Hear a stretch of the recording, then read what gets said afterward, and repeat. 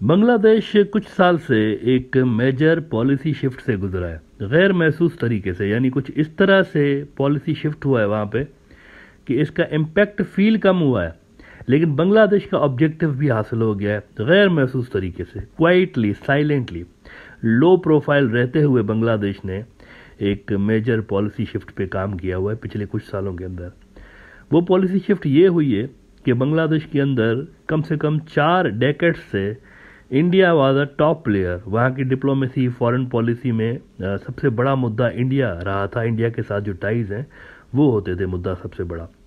लेकिन इस policy shift के बाद इंडिया कहीं बैकग्राउंड में चला गया है, सवाए सियासी रोल के। बाकी हर जगह बांग्लादेश में चाइना इंडिया को रिप्लेस कर गया है। ट्रेड, इकोनॉमी, मिलिट्री के सेक्टर में चाइना ने इंडिया की जगह ली हुई है, जो कि इंडिया से काफ़ी बड़ी फोर्स भी है। जाहिर है, तो मिलिट्री सेक्टर में भी देखें, चाइनीज एंट्री के बाद बांग्लादेश का मिलिट्री जो पावर है वो आज पहले के मुकाबले में बहुत स्ट्रांग भी हुआ है। आज इंडिया में ये सोच पाई जाती है कि चाइना का जो इतना असर बांग्लादेश के ऊपर बढ़ गया है, ये इंडिया के लिए कितना खतरनाक हो सकता है। मिलिट्री के सेक्टर में चाइना का इम्पैक्ट जो है ना बांग्लादेश के अंदर, ये इंडिया के लिए खास तौर पर चिंता का विषय रहा है। देखें, बांग्लादेश की आबादी लगभग 16 करोड़ है, 16 करोड़ 70 लाख, और ये आबादी के हिसाब से दुनिया के सबसे बड़े मुल्कों के अंदर आता है। 8वां बड़ा मुल्क है दुनिया का।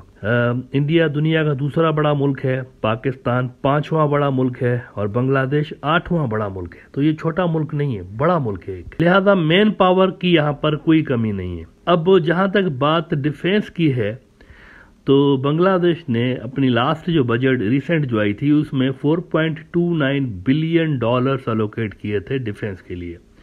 दुनिया में कौन सा मुल्क कितना पावरफुल है फौजी एतबार से, इसके लिए एक ग्लोबल फायर पावर इंडेक्स बनती है। किसी मुल्क की मिलिट्री ताकतवर होती जा रही है या कमज़ोर होती जा रही है, ये जानने के लिए अगर आप उस मुल्क के ग्लोबल फायर पावर इंडेक्स की हिस्ट्री चेक करेंगे तो आइडिया हो जाएगा कि उसकी मिलिट्री कहाँ जा रही है। जब इंडिया बांग्लादेश के अंदर मेन प्लेयर हुआ करता था, तब बांग्लादेश का मिलिट्री पावर दुनिया में काफ़ी नीचे होता था।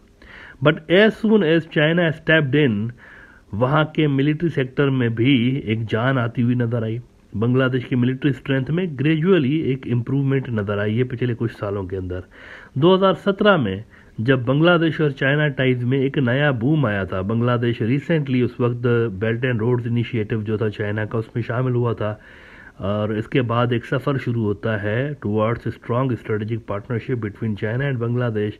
तो उस वक्त बांग्लादेश की रैंक होती थी 57 ग्लोबल फायर पावर इंडेक्स में, 57 नंबर पे बांग्लादेश होता था उस वक्त का। अगर आप डेली स्टार देखें, उन्होंने ये खबर लगाई थी कि global power index Bangladesh military ranked 57th, दुनिया में 57 नंबर पे बांग्लादेश की फौज आती थी नंबर्स के एतबार से। हालांकि तब म्यांमार भी बहुत ज़्यादा आगे होता था बांग्लादेश से। ये आपको बात जानकर हैरत होगी कि तकरीबन डबल पे आगे होता था म्यांमार।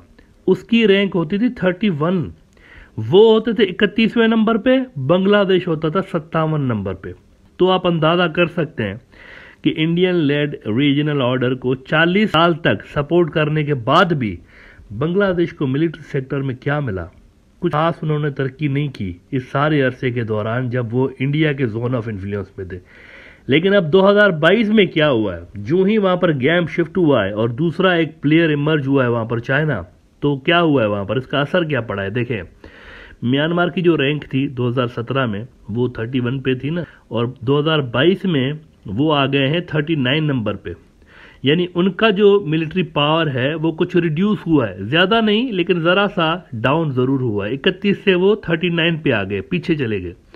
लेकिन बांग्लादेश पे क्या असर पड़ा है इस पॉलिसी शिफ्ट की वजह से, ये जो इंडिया को उन्होंने रिप्लेस किया है चाइना के साथ, तो वहां पर मिलिट्री सेक्टर में जो चाइनीज असर बढ़ा है और चाइनीज हथियार आने लगे हैं, तो इनका फायर इंडेक्स पे ये असर पड़ा है रैंकिंग पे कि बांग्लादेश 2017 में 57 नंबर पे था, आज है वो 46 नंबर पे, लगभग म्यांमार मिलिट्री के बराबर। तो एक बड़ी इंप्रूवमेंट आपको नजर आई है, लंबी छलांग उन्होंने मारी है, 57 से 46 पे आ गए। अच्छा, कम अज कम ये हुआ है कि म्यांमार और बांग्लादेश का जो मिलिट्री गैप होता था वो श्रिंक हो रहा है, और तेजी के साथ श्रिंक हो रहा है। वैसे 2017 से पहले वाले बांग्लादेश की जो रैंकिंग थी ना, वो तो इससे भी खराब थी।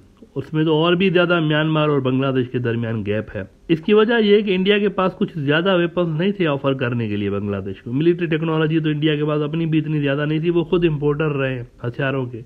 इंडिया की जो फोर्सेज हैं वो खुद दूसरे मुल्कों से वेपन्स इम्पोर्ट करती रही हैं, मेनली रशिया से।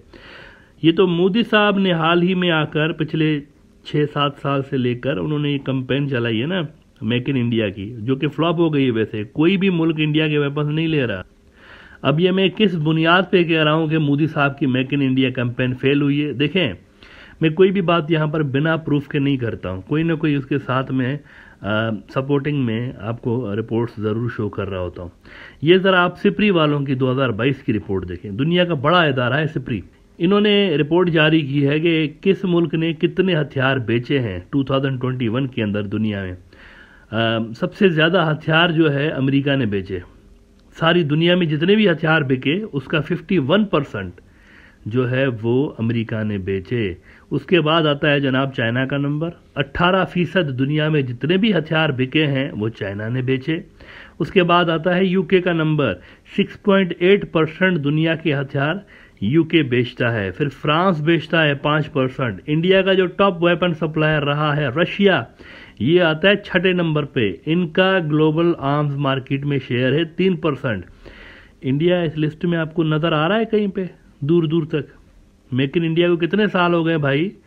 मतलब 6-7 साल तो हो गए उसको स्टार्ट हुए। तो 6-7 साल के बाद वो टॉप 10 में कहीं तो आता, लेकिन है ही नहीं, दूर दूर तक इस लिस्ट में है ही नहीं। ठुस हो गया है मेक इन इंडिया, फ्लॉप हो गया है बेसिकली। ये लोकल चंद सेठों को फायदा देने के लिए, उनकी कंपनियों को फायदा देने के लिए ये एक प्रोजेक्ट शुरू किया गया था। पॉलिटिकल ड्रिवन प्रोजेक्ट था। इंडियन कंपनियों के पास इतनी कैपेबिलिटी नहीं है सोफिस्टिकेटेड वेपन्स बनाने की, लेकिन फिर भी उन्होंने लगा दिए पैसे इसके ऊपर कि भाई बनाओ।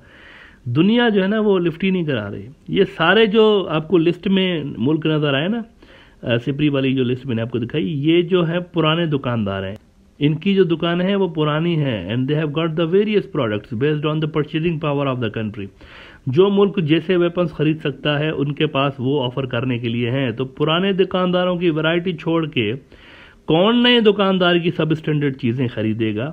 सब स्टैंडर्ड में इसलिए कह रहा हूँ because Indian companies do not have that much experience of manufacturing quality products. क्योंकि वहाँ की मिलिट्री जो है इम्पोर्ट डिपेंडेंट मिलिट्री रही है। वो खुद प्रोड्यूस नहीं करते, वो इम्पोर्ट करते रहे 1947 से लेके। इससे फिर बांग्लादेश के ऊपर भी इतने सालों तक जो है वो असर यूं पड़ता रहा है कि उनके अपने ऑप्शंस लिमिटेड रहे हैं। कि उनका जो सबसे बड़ा पार्टनर इंडिया रहा है वो तो खुद दूसरों से वेपन्स ले रहा है। अलबत्ता अब मेजर पॉलिसी शिफ्ट के असरात आपको बांग्लादेश की मिलिट्री के ऊपर नजर आ रहे हैं और उनका जो फायर पावर है उसका स्कोर बढ़ता जा रहा है।